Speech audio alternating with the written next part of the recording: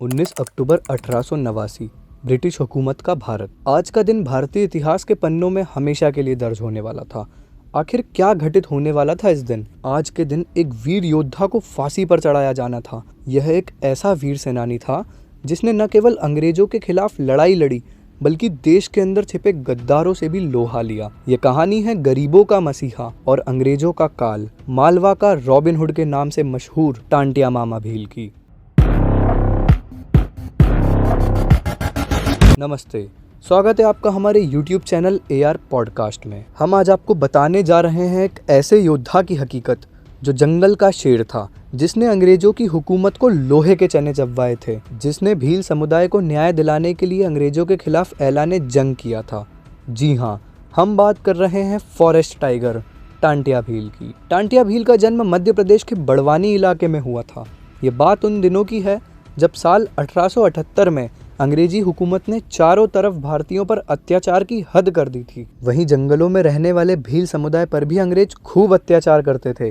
अंग्रेजों के इस अत्याचार को देखते हुए टांटिया मामा ने अपना बचपन गुजारा और अपनी समाज के लोगों पर अत्याचार होते हुए देखा। अंग्रेज हुकूमत के अफसर और उनके पिट्टू जमींदार सीधे साधे आदिवासियों की जमीन छीनकर उन्हें बंधुआ मजदूर बना रहे थे। टांटिया का परिवार भी इससे अछूत नहीं था। टांटिया के पिता भैरव सिंह भी अंग्रेजों के इशारों पर नाचने वाले सुदरखोर जमींदार के जाल में फंसे थे और जीवन भर संघर्ष करते रहे। अंग्रेज जब भील समुदाय पर खूब अत्याचार करने लगे, तब भील समुदाय की रक्षा और न्याय के लिए एक नाम तूफान की तरह उठा और अंग्रेजी हुकूमत पर साए की तरह छा गया, और वो नाम था टांटिया भील। दुबला पतला बड़ी मूछों वाला नौजवान जिसके हाथ में कुल्हाड़ी थी।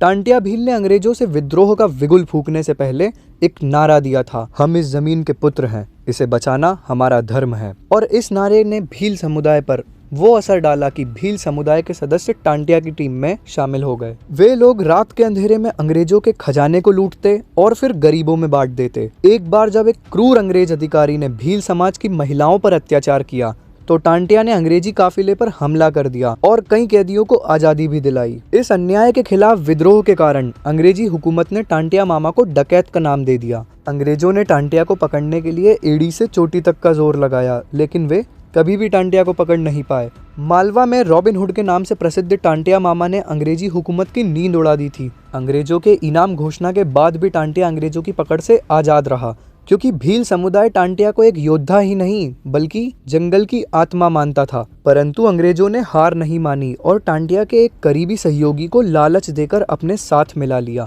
और एक रात टांटिया मामा अपने साथियों के साथ खंडवा के पास एक जंगल में रात्रि विश्राम कर रहा था तो उस गद्दार ने अंग्रेजों को खबर कर दी। सुबह के पहले पहर में अंग्रेजी फौज ने क्षेत्र को पूरी तरह से घेर लिया।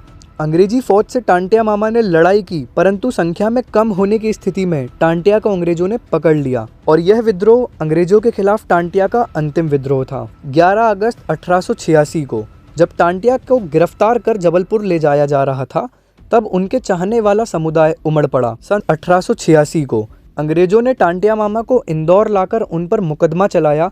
अंग्रेज चाहते थे कि टांटिया मामा अपना जुर्म कबूल कर ले, परंतु टांटिया मामा ने कहा कि मैंने कोई अपराध नहीं किया, सिर्फ अपने लोगों के लिए अधिकार की लड़ाई लड़ी है। अंततः अंग्रेजों ने उन्हें 19 अक्टूबर 1889 को फांसी की सजा दी और खंडवा के पास पाताल पानी में उनकी जीवन लीला समाप्त कर दी। लेकिन भील समुदाय के लोग आज भी मानते हैं कि टांटिया मामा की आत्मा आज भी उनके अधिकारों की रक्षा के लिए जंगलों में भटकती है। आज भी पाताल पानी में वो स्थान श्रद्धा का केंद्र है जहां टांटिया मामा को फांसी दी गई थी, और उनकी वीरता और बलिदान की गाथा आज भी लोकगीतों में जीवित है। एवं भील समुदाय का मानना है कि जब भी कमजोर पर कोई अत्याचार करता है तो रात के अंधेरे में टांटिया मामा की परछाई उसे न्याय दिलाने आती है। कहा जाता है कि आज भी जिस जंगल में टांटिया मामा का मंदिर बनाया गया है, वहां से ट्रेन थोड़ी देर रुककर सलामी दिए बिना आगे नहीं बढ़ती। मध्य प्रदेश के हरदा जिले के रहटगांव थाना क्षेत्र में टांटिया मामा की गुफा का दार्शनिक स्थल भी है, जहां कई पर्यटक घूमने भी जाते हैं।